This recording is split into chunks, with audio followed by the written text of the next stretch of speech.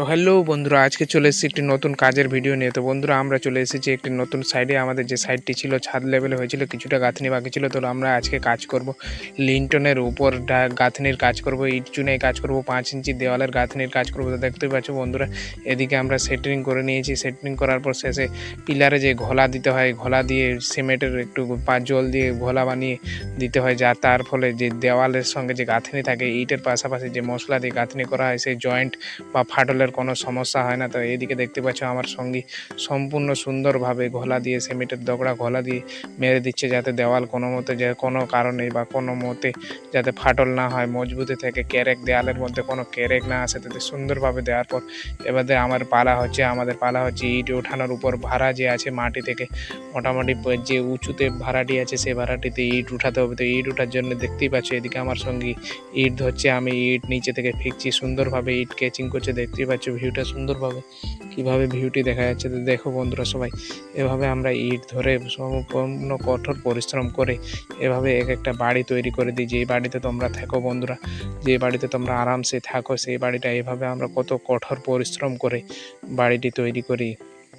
রোদে বাতাসে বৃষ্টি জলে কত পরিশ্রমই না করি আমরা। তো দেখতে পাচ্ছি বন্ধুরা, এভাবে সম্পূর্ণ কঠোরভাবে বাড়িটিতে ইট ধরছে। তো আমরা এভাবে কাজ করে থাকি বন্ধুরা। এটি হচ্ছে আমরা কাজ করে থাকি পশ্চিমবঙ্গে। আমাদের বাড়ি হচ্ছে পশ্চিমবঙ্গের মালদা জেলায় বন্ধুরা। আমরা মালদা জেলায় সম্পূর্ণ ভালোভাবে কাজ করে থাকি। তো দেখতে পাচ্ছ নিখুঁতভাবে আমার বন্ধু ইট ধরছে, আমি নিখুঁতভাবে উপর নিচে থেকে ইট ফেঁকছি।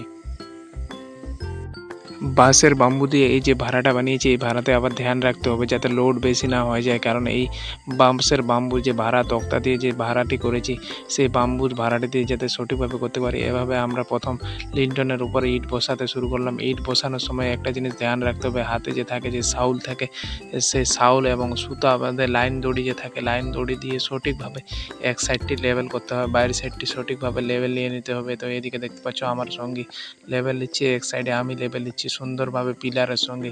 এই ফেস থেকে ওই ফেস পিলারের সঙ্গে সুন্দরভাবে লেভেল নিয়ে নিতে হবে।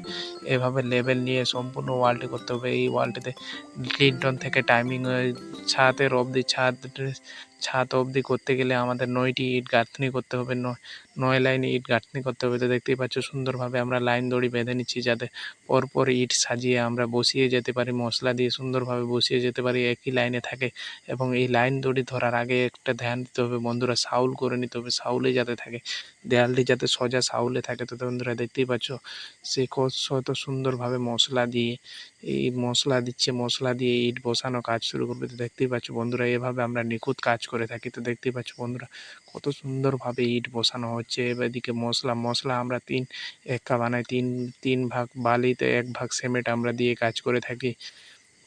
এই জিনিসটি আমাদের মিস্ত্রি বাবু বলছে, দেখতে পাচ্ছ এভাবে আমরা কাজ করে থাকি। 3 ভাগ বালি তো 1 ভাগ সিমেন্ট। এইদিকে সিমেন্ট ইটটি দেখতে পাচ্ছ, এই ইটটি 1 নম্বর ইট আছে, আমাদের লোকাল ভাটার ইট আছে। এটা লোকাল ভাটাতে এই ইটটি বানানো হয়। দেখতেই পাচ্ছ বন্ধুরা, এভাবে আমরা পরিশ্রমে কাজ করে থাকি। তো বন্ধুরা, ভিডিওটি ভালো লেগে থাকলে অবশ্যই চ্যানেলটিকে সাবস্ক্রাইব করে নেবে এবং আমাদের সাথে থাকবে, যাতে এভাবে আমরা আরও অনেক ভিডিও বানাতে পারি। তো দেখতেই পাচ্ছ আমার সঙ্গী হাসছে, আমি ক্যামেরা দিয়ে ভিডিও করছি, এই জন্য আমাদের সঙ্গে হাসছে। এটাই হচ্ছে আমাদের সেই বাড়ি, যে বাড়ির নতুন সাইডে যে সাইডটিতে আমরা কাজ করছি। এভাবে কাজ করার পর কিছু মোটামুটি 2-3 সাইডে আমাদের ইট গাঁথনি হয়ে গেছে। তো ওই গাঁথনির সময় অবশ্যই ধ্যান রাখতে হবে যে মশলা যাতে সঠিক পরিমাণে খায়, এবং যাতে ইটের লেভেল, যাতে ইটের ফাঁস বরাবর সম্পূর্ণ আলাদা আলাদা থাকে, একসঙ্গে যাতে একটার পর একটা ইট ফাঁস গ্যাপটা যে একসঙ্গে যাতে গ্যাপ যাতে না হয়ে যায়, সে ধ্যান রাখতে হবে। অবশেষে আমাদের 5টার দিকে একটি দেয়াল গাঁথা সম্পূর্ণ হয়ে গেল। তো বন্ধুরা দেখতে পাচ্ছি দেয়ালটি গেঁথে দিয়েছি আমরা।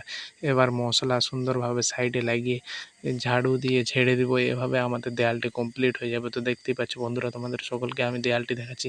দেয়ালটি আমাদের যে কাজটি করলাম, গাঁথনির কাজটি কীভাবে লেগেছে অবশ্যই সকলে কমেন্টে জানাবে। ভিডিওটি ভালো থাকলে লাইক করে দিবে এবং পারলে চ্যানেলটি সাবস্ক্রাইব করে নেবে।